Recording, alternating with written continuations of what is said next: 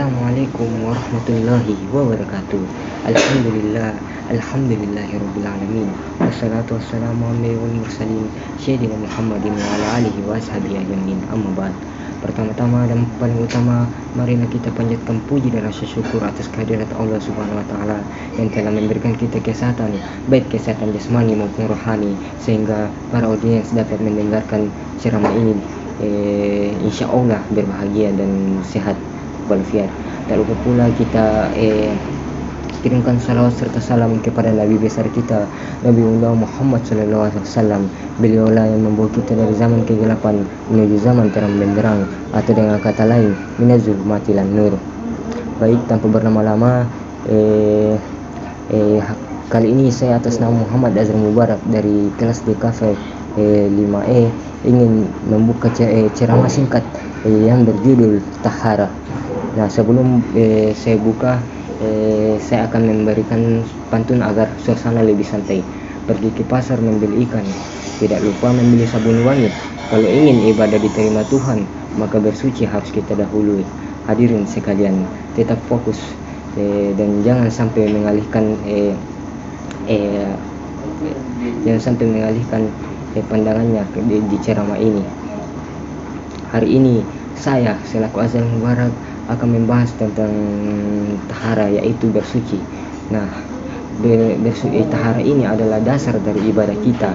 Tanpa bersuci, ibadah seperti sholat tidak akan sah. Hadirin yang dimuliakan Allah Subhanahu wa taala.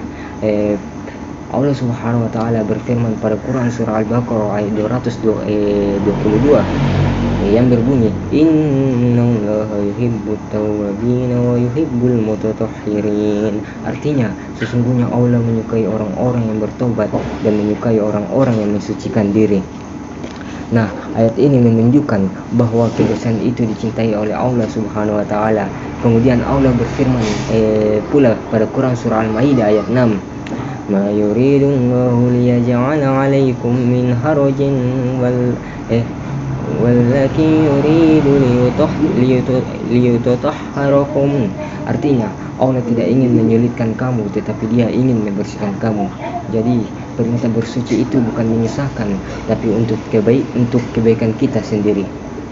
Dan ada lagi satu ayat pada Quran surah At-Taubah ayat 108 yang berbunyi, fihi rijalun yuhibbuna yatatahharu wallahu yuhibbul mutatahhirin. Yang artinya, di dalamnya ada orang-orang yang ingin membersihkan diri dan Allah menyukai orang-orang yang bersih. Masya Allah, sampai diulang bahwa Allah mencintai orang-orang yang bersih. Hadirin yang berbahagia dan dirahmati oleh Allah Subhanahu wa taala. Kadang kita ini lucu, lebih panik saat sepatu kita ini kotor daripada hati yang kotor. Sungguh lucu ya kita ini. Nah, padahal dalam Islam cara itu ada terbagi menjadi dua, diklasifikasikan menjadi dua. Yang pertama itu bersuci dari hadas, yang dimana meliputi wudhu dan juga mandi wajib. Nah, yang kedua yaitu bersuci dari najis, yang meliputi membersihkan pakaian, badan, dan juga tempat. Nah, Rasulullah SAW bersabda, kebersihan adalah sebagian dari iman. Hadis riwayat Muslim. Artinya, iman kita terlihat dari kebersihan kita. Izinkan saya selipkan satu pantun lagi. Jalan-jalan ke kota Makassar, singgah sebentar membeli sutra. Kalau hidup ingin bercahaya terang, bersih badan, hati pun terjaga. Asik. Nah, hadirin sekalian yang dirahmati oleh Allah Subhanahu wa taala, selain bersih secara fisik, kita juga harus bersih secara hati. Jangan sampai luar terlihat rapi, tapi di dalam hati ini masih penuh iri, dengki, dan juga sombong. Nah, setiap kita berwudu ini itu bukan sekedar cuci muka biasa atau mengenakan air dalam ke badan kita, melainkan dapat kita ambil dari contoh wajah dibasuh, yang dimana memiliki arti agar kita menjaga pandangan. Tangan dibasuh yang memiliki arti agar kita tidak berbuat salah. Nah, adapun kaki dibasuh agar langkah kita menuju kebaikan.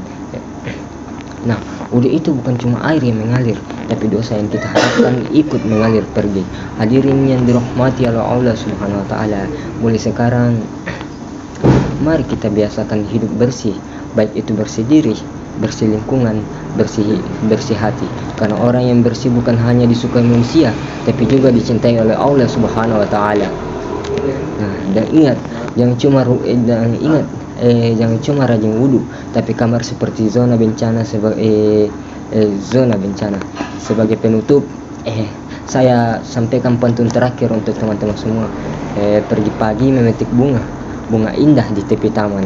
Mari kita jaga diri dan jiwa agar bersih lahir dan batin selamanya. Baik, mungkin itu saja secara singkat dari saya. Semoga kita ini termasuk hamba Allah yang selalu menjaga kesucian baik lahir maupun batin.